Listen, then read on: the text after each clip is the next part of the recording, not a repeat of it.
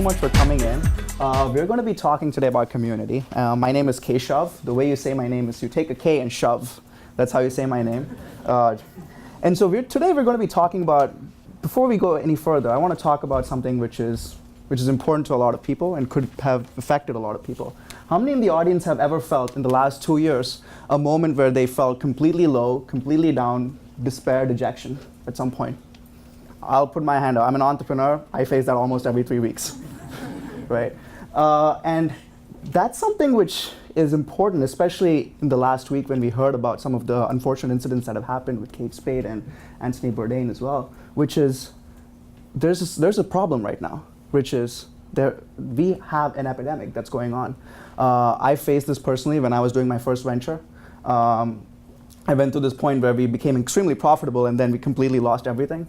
And it's challenging, right? And that's made me really passionate about learning more about what it is that makes this disease, this depression, really what it is, right? And the statistics are surprising. 40 million people in America actually face this per year, right? And over 300 million people in the world actually face depression. And it's surprising given that we have all of this technological advancement. The quality of life has never been better in the last 80,000 years since human beings have been in civilizations. Quality of life has never been this better.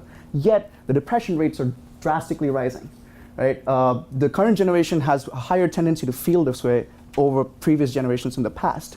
Now, if you think about it though, depression, or like this feeling of dejection, this feeling of disappointment, this feeling of not knowing what's happening, what's coming next, doesn't really hit you all of a sudden. There are like events that lead up to it. And if you think about it, if you look back and like of all the moments where you felt that, I can personally tell you this. There have been so many moments where I just felt like, I wish I just had someone to talk to, right? Someone who can understand what I'm going through and someone who can empathize with what I've gone through.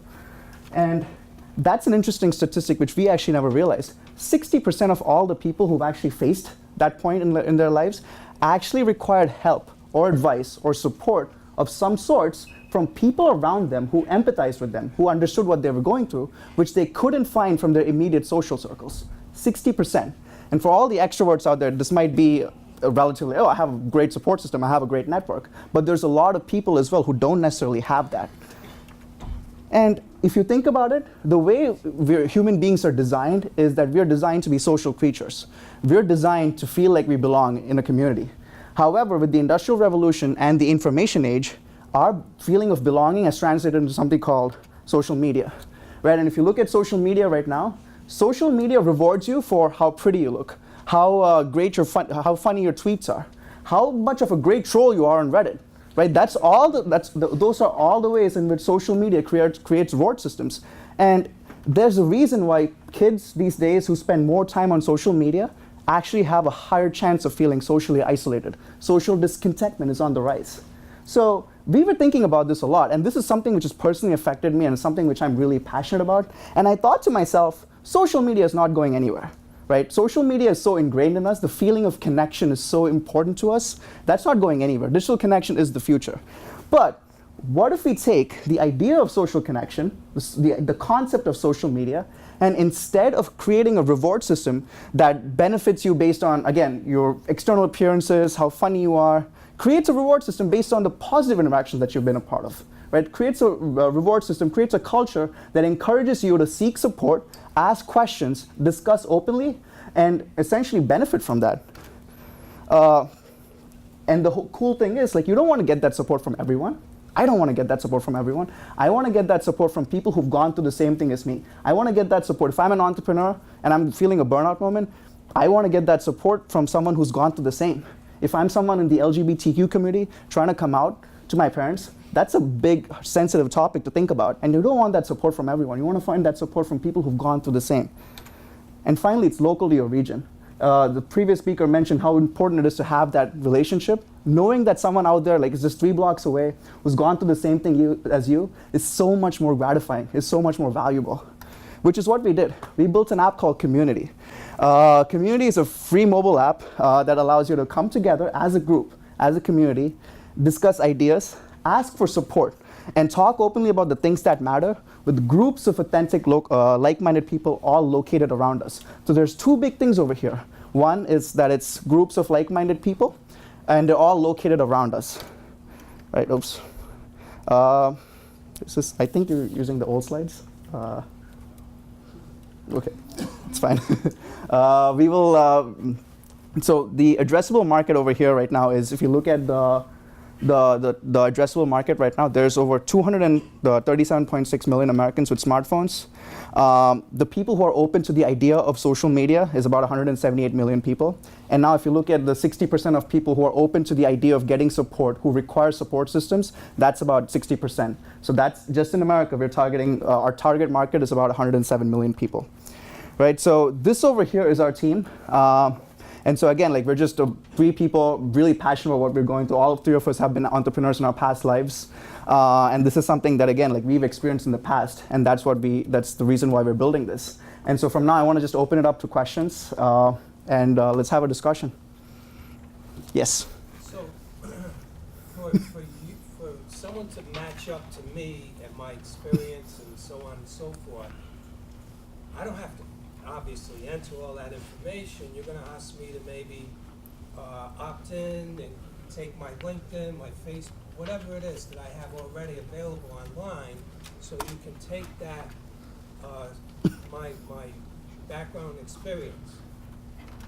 But in light of what happened just recently with Facebook, and a lot of people now are not that open and sharing who they are in an online community, how are we going to address that issue? Great question. We don't actually ask for any of your personal information, right?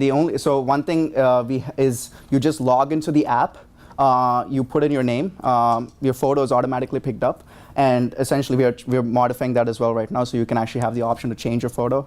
We just launched like 5 days ago. And from here on, you can essentially join the hives that matter to you. So we have a system called Hives.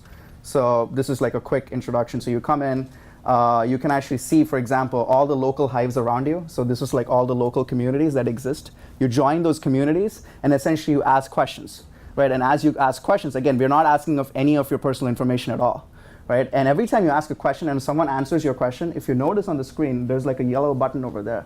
That actually says, hey, this person has given me a great answer. I'm actually going to put this, and so it's now a digital record of all the great advice you've given someone.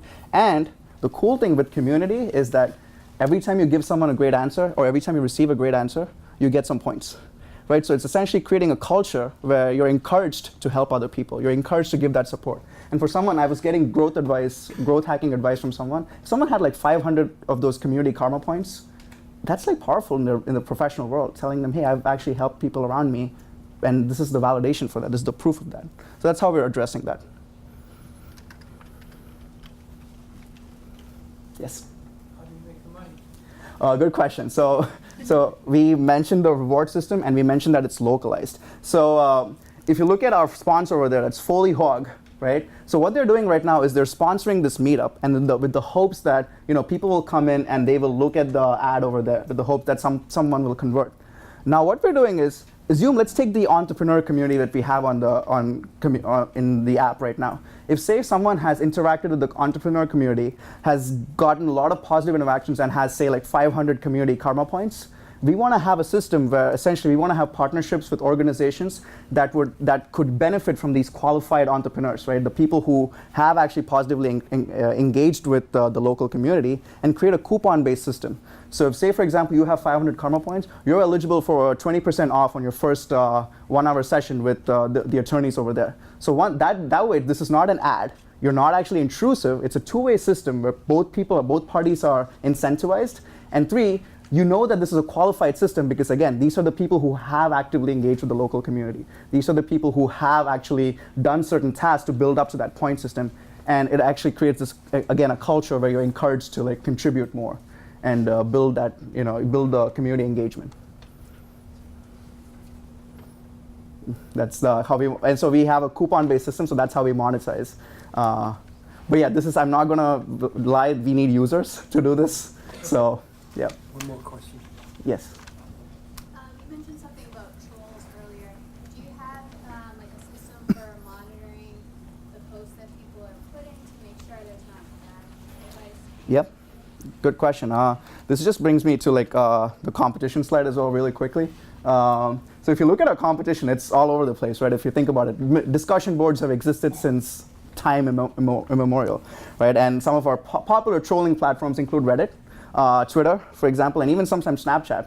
And also, like, of course, Facebook, Whisper, Nextdoor, and all of that stuff. What we're going for is, more of our objective is, again, support and advice-based, and it's all local, right? So that's the market we're in. And to answer your specific question on trolling, we are not reinventing the wheel.